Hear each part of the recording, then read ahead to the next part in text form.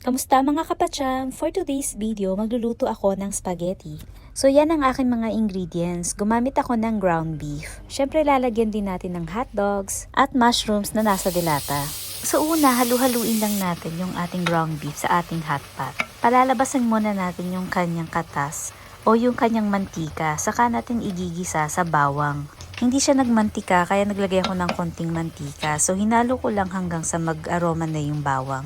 Then saka naman natin ilalagay yung ating sibuyas. Gigisahin lang din natin yan ng maayos. Mas maganda rin siguro kung inunang ginisa yung bawang at sibuyas saka yung giniling. Kasi yung giniling ko purong meat kaya hindi siya nagmantika. So ayan, pag nagisa na, lagyan na natin ng pangpalasa, yung salt and pepper. Saka natin haluin ng maigi. Tapos pagkahalo, iwan lang muna natin siya takpan sandali, mga 2 to 3 minutes. Yan, after ng ilang minuto, pwede na natin lagyan ng tubig para maluto ng maigi yung ating ground beef. Haluin lang natin ng konti, saka natin takpan ulit. Tapos maghihintay lang tayo ng mga 8 to 10 minutes para make sure na naluto yung ating giniling.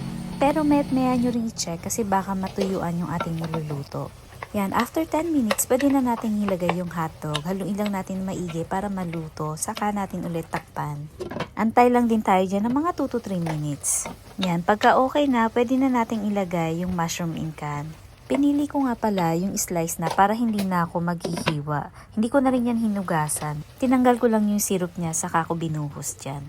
Yan, tas mga 1 o 2 minuto ko lang naman ginisa yun. Saka ko niligay yung ating spaghetti sauce. Kahit anong brand pala ng spaghetti sauce ang gamitin ninyo. Ako kasi yung kinuha ko, yung pinakamura lang. Tatakpan lang natin ng mga ilang minuto hanggang sa kumulo. Dapat pala maglalagay din ako ng ketchup dyan, kaya lang wala kasing stock para naman mas masarap. Yan, tapos lagyan na natin ng ating pamintang durog. Saka natin halu-haluin. Mas maraming paminta, mas masarap para naman medyo maanghang siya. Next, lalagyan na natin ng condensed milk. Konti lang ilalagay ko para may konting tamis. Ayan, nagdagdag pa ako ng paminta ulit kasi nga parang nakukulangan ako. Ayan, so haluin lang natin ng maigi. Saka ulit nating takpan to make sure na naluluto yung ating mga sahog. Huwag nyo rin kalimutan tikman para malaman ninyo kung ano yung kulang. Next naman natin gagawin ay yung ating pasta. So una, magpakulo lang tayo ng tubig.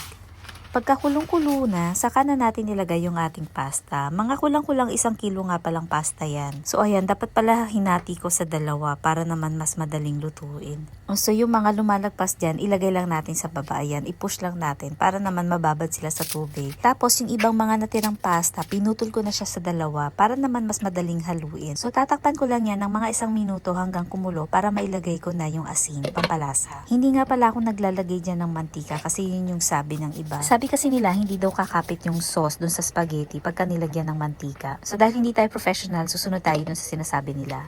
Ayan, pagka after 9 minutes, sabi dun sa pakete, maluluto na yan. So i-check lang natin pag malambot na. At ayan, ready to serve na siya. Kain tayo. Thank you. Bye!